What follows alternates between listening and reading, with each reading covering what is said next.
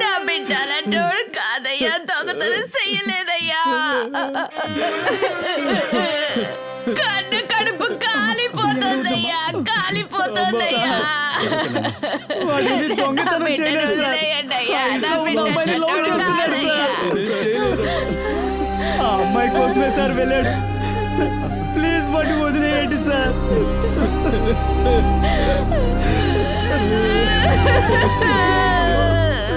అడగండమ్మా.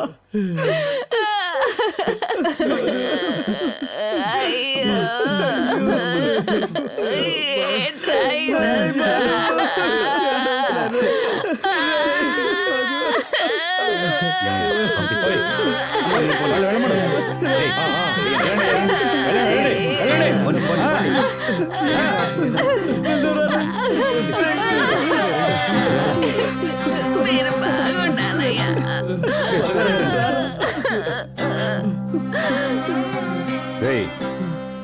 Love చేయడం తప్పు కాదు, అర్హతకు మించి చేయడమే తప్పు. ఇప్పుడు బాధ ఎవరికి? కన్న తల్లికేగా. అర్థం చేసుకుని నడుచుకో, ఇకనైనా బాగుండు. వెళ్ళు వెళ్ళు. రే, అమ్మాయి ఒంటరిగా ఉంది, జాగ్రత్తగా చూసుకో. మేము అమరావతి వరకు వెళ్ళొస్తాం. రావే.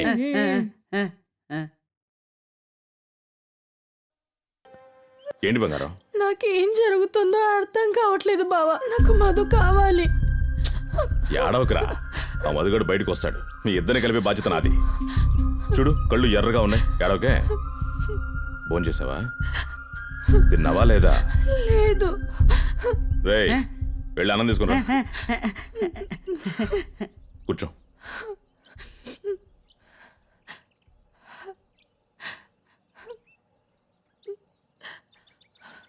నాన్నని తలుచుకుంటేనే భయంగా ఉంది బావా. ఆయన మధుని ఏమైనా చేస్తే?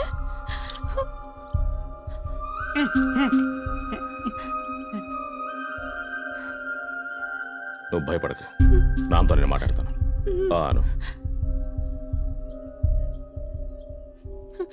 అన్నట్టు మధుని పోలీస్ స్టేషన్ నుంచి ఇంటికి తీసుకొచ్చారంట. నేను వీడు వెళ్ళి విషయం ఏంటి కనుక్కొని వస్తాం.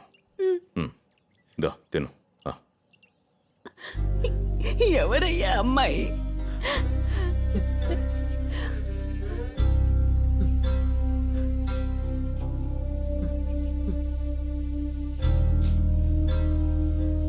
పూర్ణిమ. నీకు అమ్మాయి అంటే అంత ఇష్టమా?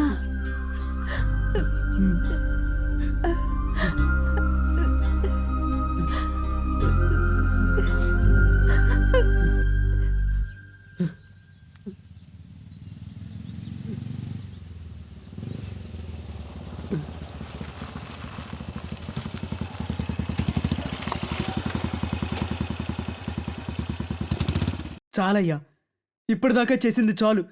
దయచేసి వాళ్ళని వదిలేయండి, వదిలేయండి. ఏంట్రా అతని బతిమలాడుతున్నావు? మన ఊరికి వచ్చి మనవాడి మీద చేసేటంతటి వాడా? నేను గొడవ పెట్టుకోవడానికి రాలేదు, మధుతో మాట్లాడదామని వచ్చాను. ప్రాణాలతో ఉన్నాడు, వెళ్ళి చూడండి. నమస్తే అమ్మా. నాకేం కాలేదురా. జరగకూడనివి చాలా జరిగాయి, నువ్వు మనసులో ఏం పెట్టుకోకు. ఏం చేశానయ్యా? పూర్ణిని చూద్దామనే వచ్చాను, అది తప్పే. అందుకని నన్ను పోలీసులకు పట్టించి మా అమ్మని పోలీసుల కాళ్ళు పట్టుకునేలా చేసావు కదా. నాకంతా అర్థమైంది, అదే తలుచుకొని బాధపడకండి. తెలిసిందే కదా, మా బావ కాస్త పాత మనిషి, పరువు ప్రతిష్ట ముఖ్యం అంటాడు. ఆయనని ప్రయోజనం ఉండదు. ఆయనకున్నది ఒకే ఒక కూతురు, పిండి సంబంధం చూసి పెళ్లి చేయాలనుకుంటాడు. ఆ అమ్మాయికి ఎవరు నచ్చితే వాళ్ళకి పెళ్లి చేయడమే కదా మా సంతోషం. మా బావతో ఏం మాట్లాడాలో అది మాట్లాడి మీ ఇద్దరిని కలిపే బాధ్యత నాది. నువ్వేం దిగులు పడక మధు. వస్తానమ్మా.